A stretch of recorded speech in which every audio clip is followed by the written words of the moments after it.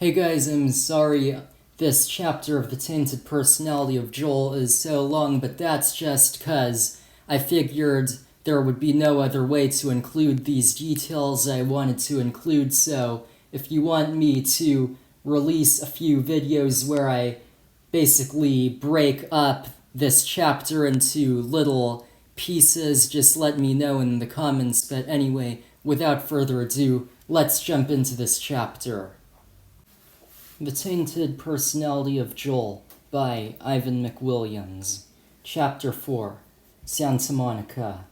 I listened very intently as Eugene finished up his story, especially when he told me about Lola's cleverly concocted fake suicide attempt, just so she could get a shitload of money from him like a parasite.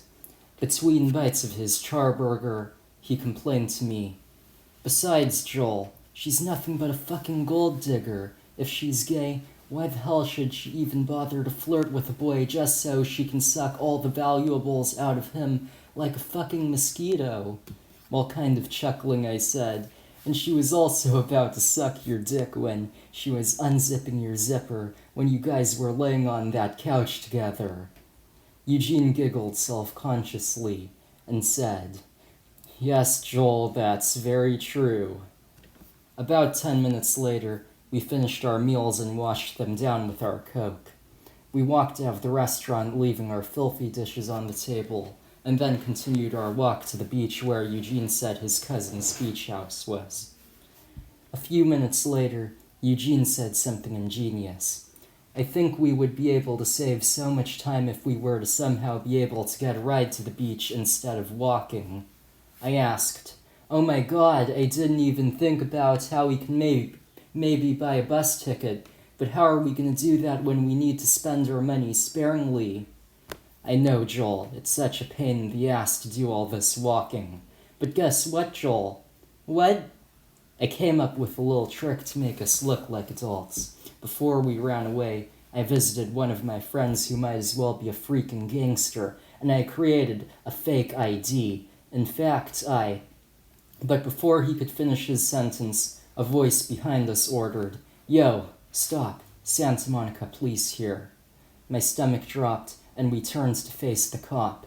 He said, "What are you kids doing wandering around in this very busy part of the city? It's kind of unusual for kids to be out and about here without adult supervision." Eugene lied, "Just walking home from our friend's house. Besides, you don't need to worry, sir, 'cause all three of us are about 18. The cop asked, "What's your name?" "Steve." "What's your last name?" "Dixon." "Also, sir, my younger brothers and I need a ride to the beach 'cause it's the most tedious thing to have to walk all the way to our beach house. So do you mind giving us a ride there?" He pointed at the cop's car. The officer's eyes lit up, and he looked pretty impressed. He exclaimed, "You guys have beach house?" Eugene exclaimed, "Yes, sir. Anyway, what about our ride home?" The officer said, "Well, you look a lot like a minor, so do you have an ID on you?" "Yes, sir." He reached into his pocket and gave him the fake ID. He examined it and then said, "I can probably give you a ride, but first I need your full names."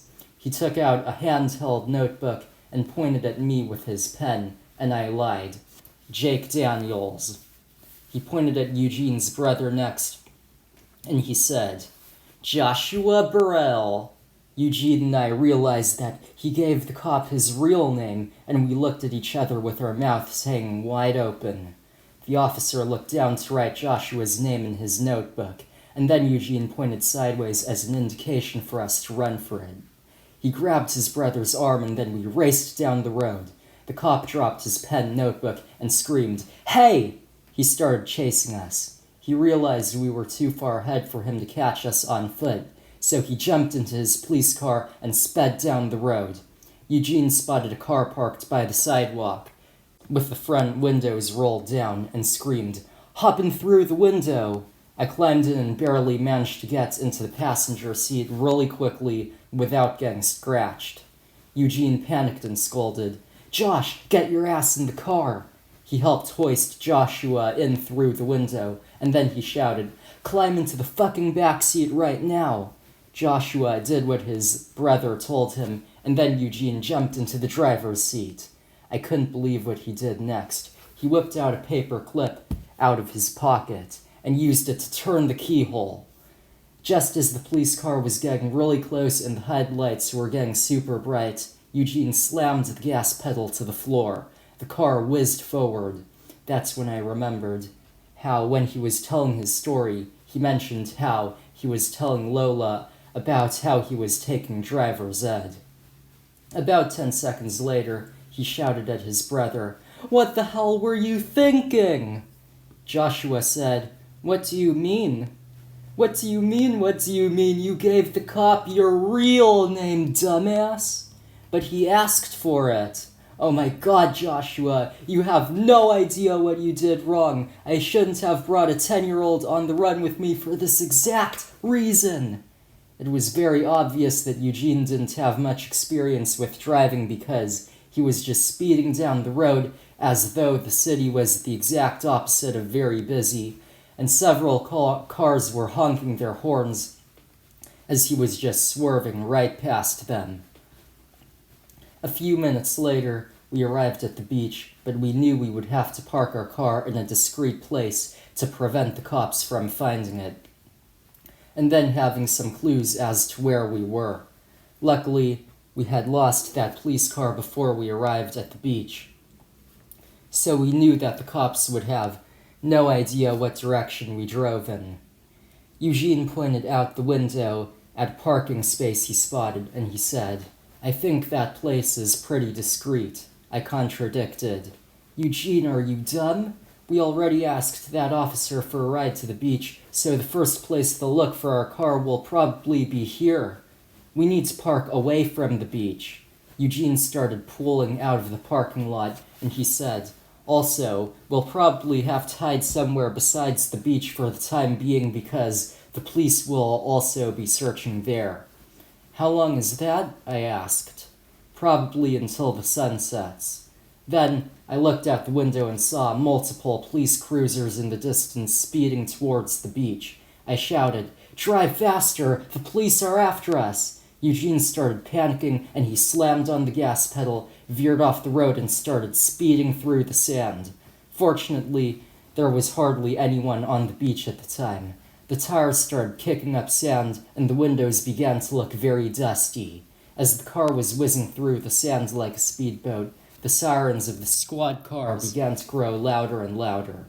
I screamed, "Hurry, Eugene! We cannot let them spot us!" He slammed on the pedal with all his might, and the engine squealed like a dying animal as the vehicle surged forward. A few seconds later, we managed to veer back onto the road, and I looked out the window at this hill in the distance. The officers were driving downhill and were very close to reaching the beach. I spotted this little gap between a couple buildings with a few very thick trees between them, and I shouted, "Eugene, stop!" He slammed on the brakes, and then I pointed out the window and said, "You see that little overgrown area?" "Yeah," said Eugene. "I think we can park the car here and hide behind those trees. I don't think the cops will find us there." "Okay," agreed Eugene. He pulled over to the side of the road, and then we struggled to pull on the door handles so we could get out. We jumped out of the vehicle and then sprinted towards those trees. We managed to get behind them, but we really had to make sure to be crouching at all times since we weren't hidden too well. A few seconds later, the noise of the engines of all those police cars started getting very close, and a bunch of them actually cut their engines. Several doors swung open as a bunch of cops stepped out of their vehicles, and then we overheard a familiar voice saying, "I think that's the car they stole there. Spread out and start looking for them." I could tell that was the voice of the same cop that we tried to get a ride from earlier. Most of the officers got back into their cruisers and started fanning out. We could also hear several of them talking into their radios. Then Eugene whispered to his brother, "Josh, what the hell is wrong with you? You screwed up the ride that we could have gotten to the beach, and all three of us could have very easily been arrested." Although Eugene was whispering, I could still hear the anger and the tension in his voice. "Besides, retard," continued Eugene, "you gave the cop your real name, and I can't believe you genuinely had no idea what you did wrong." A surprised look appeared on Joshua's face, and he whined, "I'm not a retard. Besides, Gene." Eugene cut him off and snapped, "Yes, you are. It's bad enough that a 10-year-old is on the run with us, but I feel so stupid for bringing a 10-year-old with learning dis." But before he could finish his sentence, his brother's face started looking wretchedly uncomfortable, and then he threw up again. This time, his puke landed all over his shoes. I looked down at the mess and could see fragments of the charburger he ate earlier in the puddle of fluids. Eugene complained, "Good grief, Josh." Then some childish instincts in Josh took over, and some sort of weird smile crossed his face. He scooped up his own puke and then smeared it all over his face. Eugene exclaimed softly, "My goodness, Josh, what is wrong with you?" Then Josh wiped the puke off his face with the sleeve of his sweater. A few minutes later, I asked Eugene, "How much longer do you think we'll need to wait here?"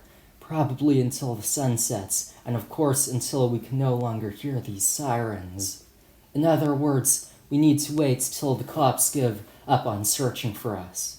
About half an hour later, it started getting dark. Although it was winter, it was currently not too cold, but we started to notice that Joshua was cold and shivering. Eugene asked him, "Josh, are you okay?" "Yes, but I'm freezing cold. Can you please get that blanket of yours out of your backpack so I can use it to warm up?" A few seconds after that request came out of Josh's mouth, I could tell by the look on Eugene's face that he knew very well that something was terribly wrong. He quietly exclaimed, "Oh my God!" He put his hand on his brother's forehead and then whispered, "Holy shit! You're burning up!" I felt his forehead too, and it was as though I was touching the hood of a hot car. I softly exclaimed, "Eugene, this fever must be the result of whatever is wrong with his kidney." Eugene said, "Well, at least we're very close to my cousin's house, where he can get the treatment he needs." "Look, Eugene, there's no, well, at least, how selfish of you to go on the run and convince your brother and I to go with you when he's this sick." "Well, at first, his disease wasn't too bad when we went on the run, so I think it escalated just tonight."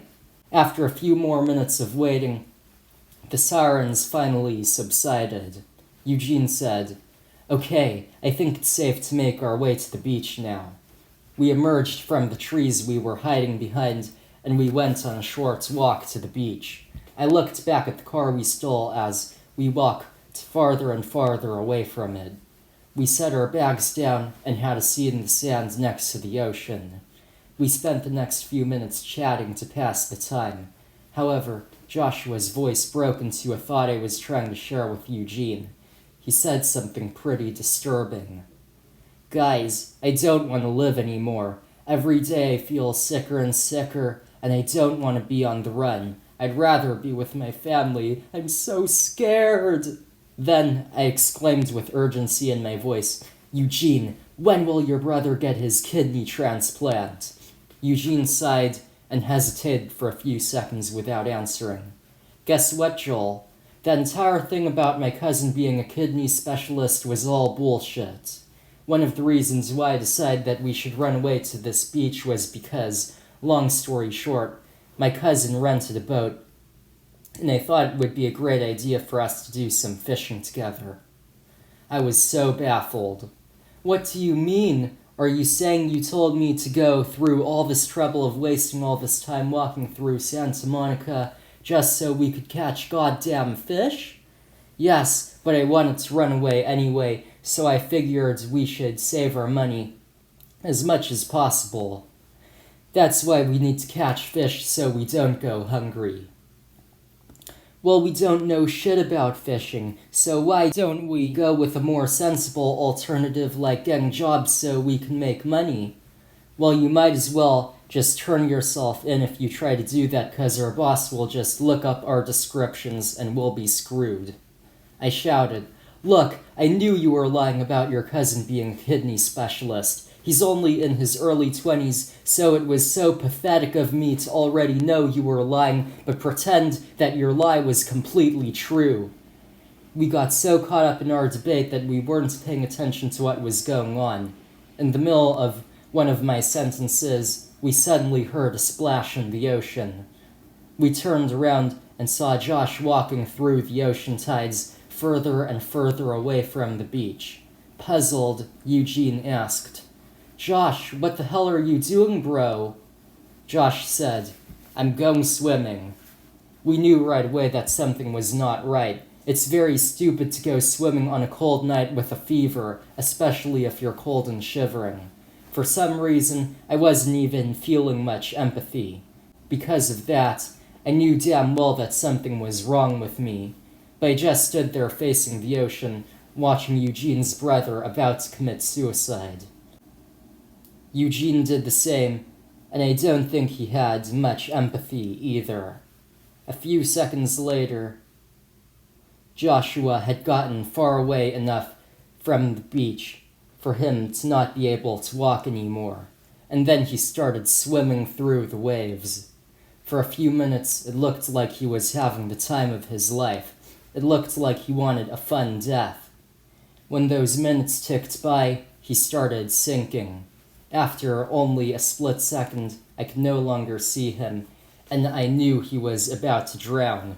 To my surprise, Eugene asked me, "My God, Joel, why did you have to just stand there and not even try to save him?" I said, "Well, why didn't you try to save him? Why are you even asking me that when you didn't even help him and you seemingly didn't even give a shit about him?" I did give a shit about him. I just figured it would be better to just let him commit suicide rather than him continuing to suffer from a disease with a treatment that we don't even have access to. Well, Eugene, this is so confusing. Why would you make him go on the run with us when that would screw up his chance to get a new kidney? Because, Joel, this is gonna sound sad as hell, but before we went on the run, when I was still thinking about whether we should run away or not, I told Josh about it, and he encouraged me to just stop thinking and just confirm that we would run away because my family is poor as hell, so we didn't even have the money for the treatment he needed. So he told me that he wanted to spend some time in Santa Monica with me by his side before he died. I kind of had some sympathy for him. So, since he was only 10, I knew that he would easily believe obvious lies, so I figured that if I were to tell him that he would be able to get a free kidney transplant from my cousin, that would make him have even more fun in Santa Monica. I said, "I'm very sorry about that, Eugene." Although it was dark, I could tell that Eugene's eyes were watering, but he was trying his best not to cry. He said, "I need to process what just happened. I think we should just go to sleep, and in the morning we'll think about what to do next." I said, "Okay, Eugene." Although it wasn't very late yet, I was pretty tired due to my emotional exhaustion and all the walking we had been doing. We both laid down in the sand and fell asleep. In the morning, the sun began to rise, and I woke up. I looked around, but surprisingly, Eugene was gone. For a split second I became very confused, but then I noticed that my bag was unzipped. I had no memory of unzipping it before I went to sleep, so for a second I kind of panicked. However, when I checked to see if any of its contents had been stolen, I noticed that there was a note written on the back of the Habit Burger receipt from last night. I noticed that it had some misspellings.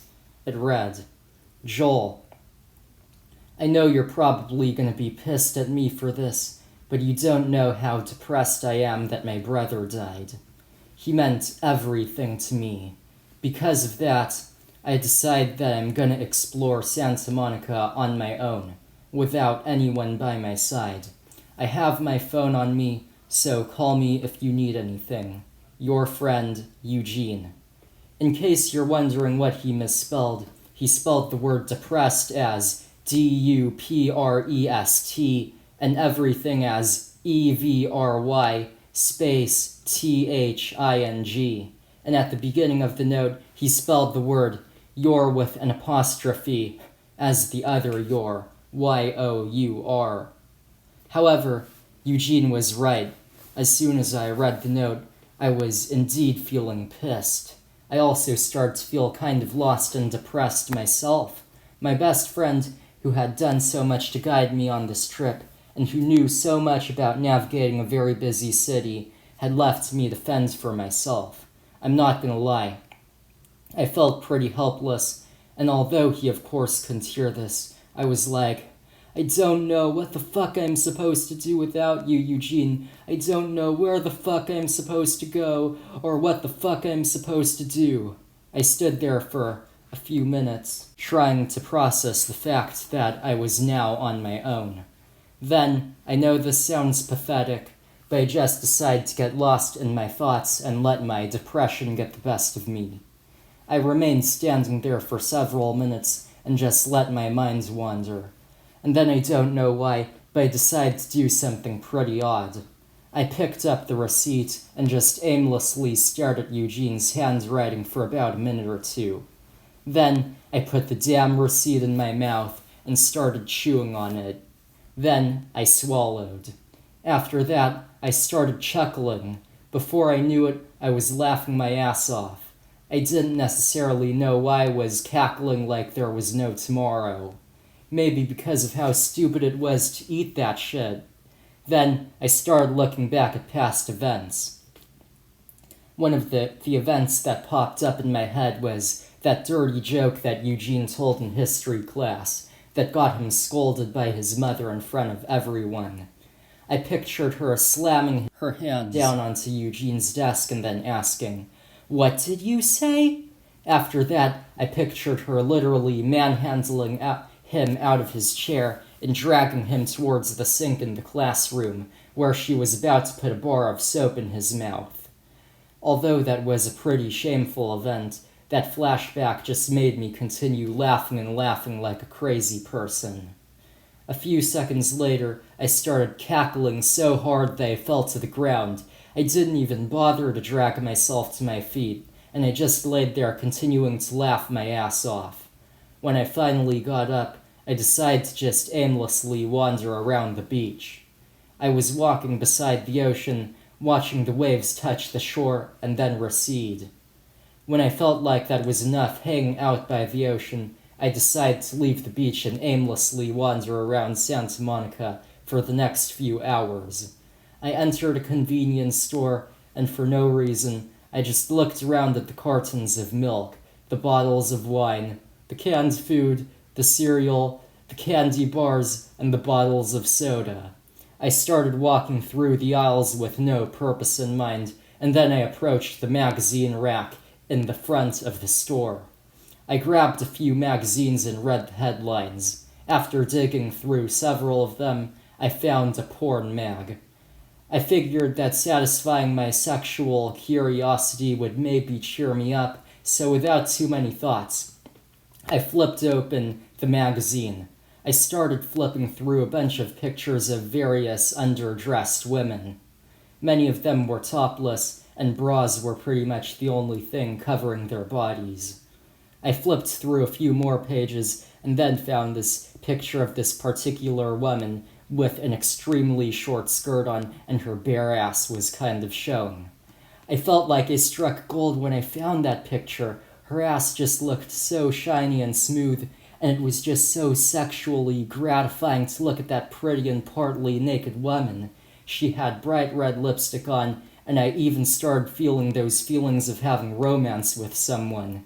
Although I was gay, this was still a very satisfying experience, and I'm not gonna lie, this picture in particular started making me hyped downstairs in my jeans.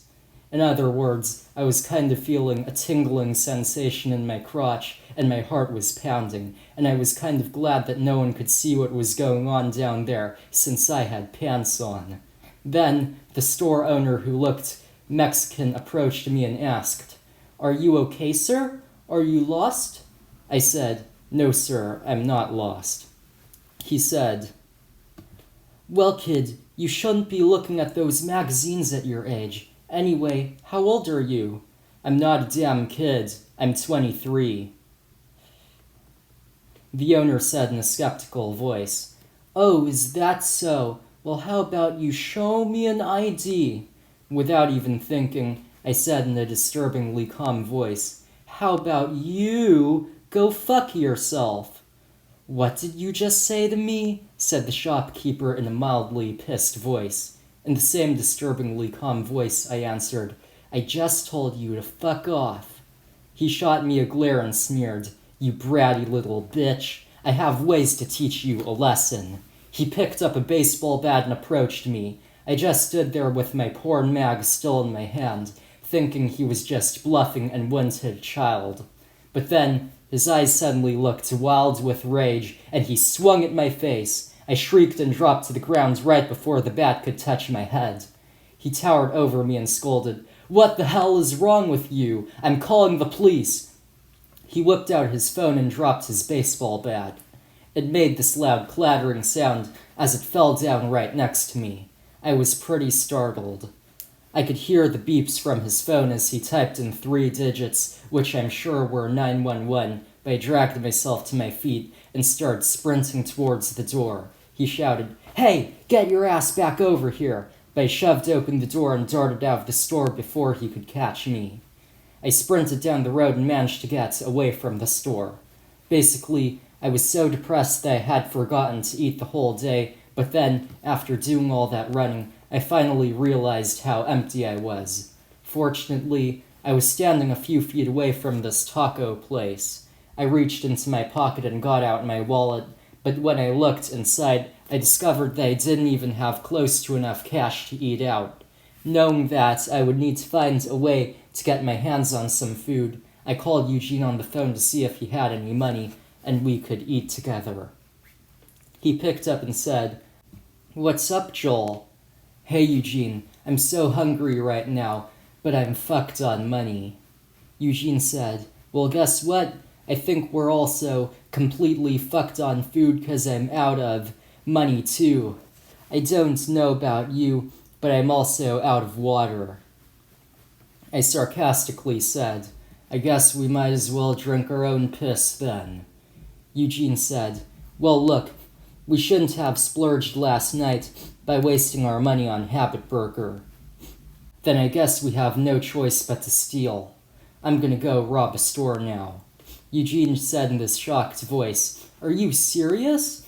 "Yes, I'm serious. I have a cold right now, so it's extra uncomfortable to skip meals." Eugene started trying to argue with me, but I decided to just hang up before he could say much. Then I entered the nearby market and just started walking through the aisles looking for something to steal. I unzipped my bag and shoved a ton of junk food and soda off the shelf, and those items tumbled into my bag. I collected some stuff from a few other aisles, and when I was done, I zipped up my bag to make it look like I wasn't stealing anything. I was surprised that I was happy as hell to finally have a shitload of junk food after not being able to enjoy that shit for days. I walked out of the store and was so freaking happy that I just threw a bunch of the crap I stole out of my bag and tore open a box of candy bars, and I wasn't even thinking straight. I unscrewed the cap of a bottle of Coca-Cola and chugged that pure sugar down. I also got so hooked on the taste of all the candy bars that I just decided to start eating nonstop. I was just sitting on a bench with a pile of my own trash beside me. I wolfed down 3 big candy bars and washed them all down with the rest of that Coke. There wasn't a single drop left. When I was done with my feast, I suddenly felt hyped like never before. I was feeling so damn thrilled for no reason, and then I started sprinting around in circles. I decided to get careless and sprint across a busy street. It was so freaking stupid, but I didn't even give a shit because I was hyped and completely not thinking straight, like a freaking crazy person. I dashed as fast as possible back to the beach, and then I noticed that Eugene had returned. I screamed, Look at what I got here. I got a huge-ass feast for us. I threw my bag down on the sand and tossed Waystall out. Eugene seemed a little bit shocked, and he exclaimed, "Holy shit!" He dug in and treated himself to an unhealthy-ass feast. Later that night, Eugene and I were sitting in the sand, chatting about various things. When I was at the market, I had also stolen some alcohol just in case I wanted to drink to see what it would feel like not to be sober. As we were talking, we were drinking from a couple of cans of beer. The corners of my field of view started getting blurry, and I was pretty stressed out from having to go on the run, but the alcohol was making me feel pretty happy at the moment. Anyway, Eugene was showing me a map of the area in Santa Monica we were currently in, and he was telling me that he had texted his cousin who rents a fishing boat, and he said that he prefers the three of us to meet up the next day to do some fishing, and we would be able to use the map to locate where his boat would be docked. It looked like Eugene was getting pretty drunk, so I decided to take advantage of that and screw with him. I asked, "Can you tell me an example of a very satisfying moment you had during that very short duration of time where you and Lola were dating?" Eugene told me in a drowsy voice, "Yes, Joel, this is kind of funny, but one night during that duration of time, I was hanging out at the park sitting on a bench doing some vaping, and Lola was coincidentally at the park too. And then she, of course, immediately ran to me and started flirting with me." I asked, "Well, in what way is that funny?" "Well, hold on, Joel. I just didn't get a chance to tell you why yet." Anyway, she just threw herself onto my lap, and since she was on my lap, she was of course partly sitting on my crotch. And the nice thing about that is we hadn't even reached the point in our relationship where it would be okay to take off our clothes, but was as though we were already doing that because she was of course kind of touching my crotch. I kind of chuckled after Eugene told me that. Then he told me some more shit as to why the fact that she was making contact with his crotch was so satisfying, and I chuckled and chuckled and chuckled. I said, "You know, Eugene, right now you're buzzing and not thinking straight, but in the morning you'll probably regret telling me all that." In this wasted voice he exclaimed, "Look, I don't fucking care." In an amused voice I said, "Okay, buddy." He started mindlessly cussing me out a little bit more, and then in the middle of some swear words he was saying, he suddenly fell back in the sand and fell asleep. It was pretty late, so I decided to go to sleep too. In the morning, when we woke up, we talked a little bit and went on a walk to that place where we agreed to meet Eugene's cousin. After a few minutes of following the map, we saw a small white boat docked by the pier. I noticed a man sitting in a wooden chair on the deck, and I shouted, "Hello, are you Eugene's cousin?" He shouted, "Yes." The second he spotted Eugene, he frantically waved at him and exclaimed, "Hey, Eugene! Hey, Sean, it's great to see you after all these years. It's great to see you too." Then the two of us got on the boat, and we sailed away from the shore and started trying to fish. Half an hour had gone by, and I was just sitting in a freaking chair with a fishing rod in my hands, and it was tedious as hell. I complained, "Sean, this is tedious as hell. How do you even catch anything?" Sean told me, "I know, it's boring, but we just gotta do a lot of waiting." I also find it just tedious to describe what Sean looks like since you can't even see what he looks like since this is an autobiography, so all I'm gonna say is he had this wide-ass sun hat on so I could barely see his eyes, was wearing a freaking silver watch, and also had a brown jacket on. I complained, "Screw you, Sean. Who do you think you are telling my ass to just stay in this chair and wait and wait and wait?" But I never finished my sentence. I finally felt some weight on my fishing rod, and I exclaimed, "Oh my god, I think I finally caught something!" I reeled the fish out of the sea and then dropped it into a bucket next to my chair. Sean exclaimed, "Well, good for you. Now you might feel bad for cussing me out when you should have just been more patient." "That's right, Sean. I kind of do." Eugene was also fishing, and he was sitting in another chair on the other side of the boat. Sean was standing in the front of the deck, next to the railing, to see what direction the boat was going in. A few hours later, it started getting dark, and we decided that we had done enough fishing for one day. Sean entered the room with the helm, and with all our buckets full of fish, he started steering our boat back to shore. For the first few minutes, all I saw was blue and black ocean water, but then as we got closer to the pier, I could see the amusement park, Pacific Park, coming into view. The first thing I saw was the giant Ferris wheel looming in the distance, which was lit up with red and green Christmas lights. The whole damn park was glowing with all these colorful lights, and I could especially see the Christmas lights shining on the water and creating a mesmerizing reflection. I could also see the bright and colorful roller coasters swirling back and forth this way and that. I decided to knock on the door of the helm room and ask Sean if we could sail closer to Pacific Park to get a better view of how mesmerizing it was before sailing back to the shore. He said yes, and he steered the boat towards the park. As we got very close to it, a bunch of young children walking on the pier of the amusement park started screaming in thrill and started frantically waving at our boat. We waved back. For a split second, I almost wished I could morph into one of those kids so that I could escape all the stress of being on the run. After a few minutes of getting a pretty cool view of the park, we started sailing back to the place where the boat was previously docked.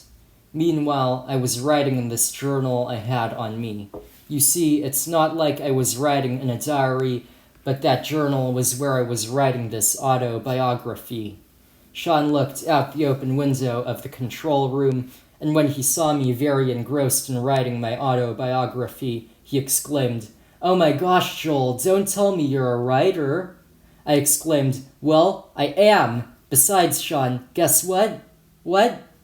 I'm sure that most other children don't have to deal with running from the law, so I'm basically writing my own autobiography about the fact that there's been all sorts of hell I've been through ever since I went on the run. All sorts of hell? Like what? Like having to run from cops. In fact, Eugene and I have been pretty damn hungry since we only have so much money, so it's crucial that we spend it sparingly. As Sean listened, I could tell by the look on his face that he was turned on.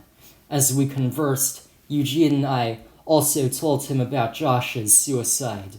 A few minutes later, we got back to the shore, but we had to sail to a remote part of the beach because Sean said we would need to start a bonfire to cook the fish we caught. A few minutes after stepping off the boat, Sean stayed on the boat unlike the other two of us, and he started unloading a bunch of logs that we were going to use for the fire. We helped him meticulously lay them down in a precise pattern on the sand, and then he unzipped his pack and whipped out a bottle of lighter fluid. He doused the logs with it, got some matches out of his pack and tossed them onto the logs, and they burst into flames. Next, he got some skewers off his boat, and also our buckets of fish, and then we jabbed the fish with them and started holding the skewers over the fire with the fish on the ends of them. To pass the time, we were chatting as the fish were cooking. Due to the lack of food and money, I was so hungry as all I had eaten the whole day was things like chips and granola bars. I couldn't wait for dinner.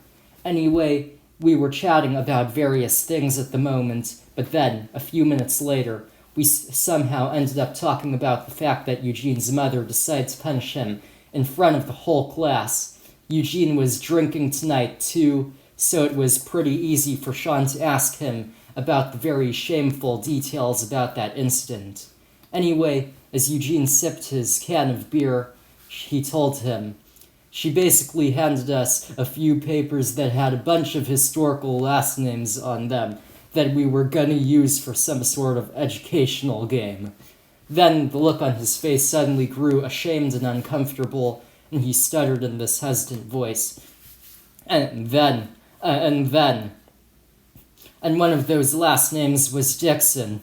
So I said, "I'm gonna name my character Dixon because it sounds like Dickson."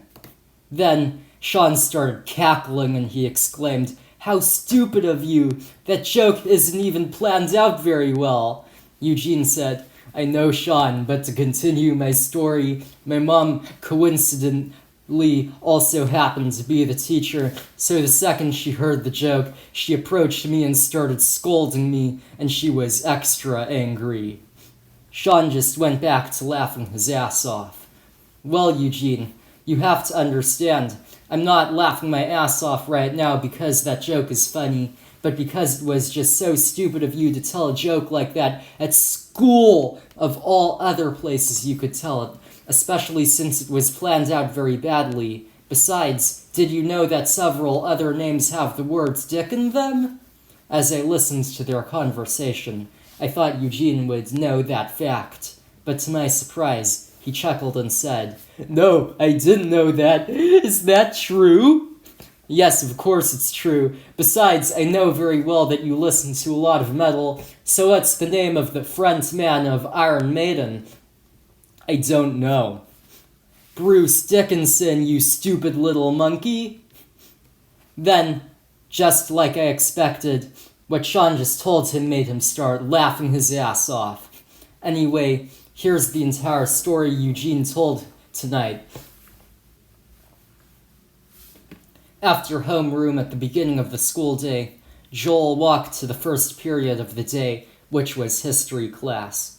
He sat down at his assigned table, which happened to be the same table his best friend, Eugene, sat at.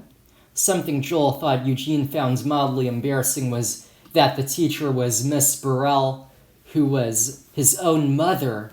Then the noisy-ass bell rang, and she started lecturing away. Eugene was 16 years old, and he was a white kid, and he had a black cap on and black jeans on. He was also wearing a brown jacket with some white fur on the collar. Then Miss Burrell announced, "All right, kids, we're gonna play a little game where you partner up with the peer sitting next to you, and you will take a look at this sheet and choose what to name your historical character." She kept on talking and then picked up a pile of papers and dropped one onto each of the desks. Joel looked at the paper he and Eugene got. Here's what part of the paper said. Last names: Dixon, Hamilton, Washington, Dawson, Reynolds. They took a good look at the paper, and then Eugene's naughty-ass personality took over, and he came up with a pretty badly planned-out dirty joke. Joel knew him damn well, so he knew how dirty-minded he was. Here's the joke he told. "I'm gonna choose Dixon for my character's last name because it sounds like Dick-sin." It was pretty badly planned out, but Joel started chuckling anyway because the joke Eugene told just showed how stupid he was. Then he realized he made a terrible mistake. He didn't even notice that Miss Burrell was standing beside a desk that was close to their table, and then she heard his dirty joke and marched over towards their table. She slammed her hands down onto their desk and scolded, "What did you say, son?" A few students sitting nearby turned to look at Eugene, and the amusement started creeping onto their faces. He forced a smile onto his face, and he said, "I swear you probably just misheard what I said." His mom shouted, "Hell no! I heard exactly what you said. You're coming with me now." Then she dragged him out of his chair, and then he started getting dragged towards the sink, kicking and screaming like a deranged person in an asylum. The students all exclaimed, "Ooh!"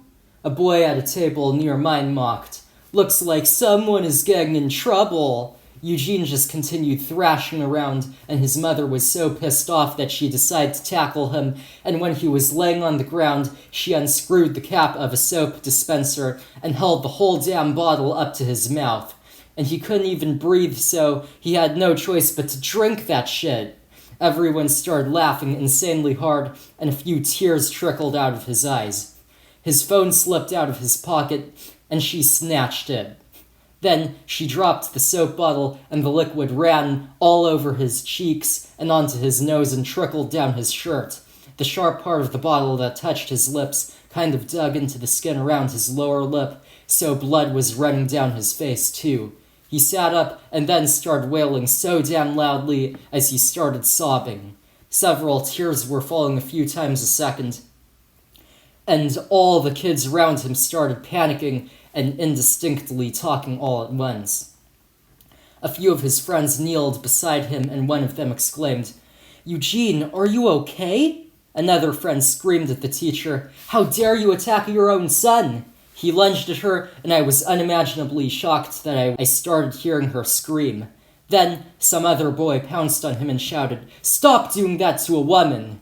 Joel approached her and asked, "Are you okay, miss?" She said, "I think so," as a couple tears trickled down her face. Joel looked at his friend, and he was still sobbing his ass off. His jacket was unzipped, and the dripping blood was turning his white t-shirt red. His face and neck looked all sticky with a white layer of soap. Then the door of the classroom swung open, and a member of campus security who looked Mexican entered and shouted, "Hey, what's going on in here?" He approached the crying teacher and asked, "What the hell happened here?" She tearfully said, "Sir, it's my fault. I got angry at a kid for telling a strange joke, so I forced him to drink hand soap." She pointed at the bottle that had soap spewing out of it on the floor. He scolded in this thick Hispanic accent, "What is wrong with you, ma'am?" She had her head down and she said, "Look, sir, I didn't mean to hurt him like this. I just accidentally went too far and—" He cut her off and shouted, "I don't want to hear your apologies, miss. I'm telling Principal Duncan." He pulled his radio off of his belt and said into it, "Sir, Miss Burrell has assaulted a student in retaliation for something he did in class, so can you please fire this terrible bastard?" She remained in that position where her head was down, she was staring at the floor, and then she started sobbing her eyes out in front of everyone. Tears rolled down her cheeks, but she was in so much despair that she didn't even bother to wipe them. They dripped off her face and onto her coat and on the floor. A couple minutes later, Principal Duncan stormed into the room and scolded, "Ma'am, what the hell is wrong with you? I can't believe you did this to your own son. I of course need to fire you, so get out." She slowly walked towards the door and said, "Sir, I'm so sorry. I don't know what the hell I was thinking." He shouted, "I don't want to hear it! Just go!" She left the room. He kneeled down next to Eugene, who was still sitting on the floor, and he asked, "Are you okay, young man?" All that came out were sobs, so he said, "Don't worry, kid. We can get you to the nurse's office."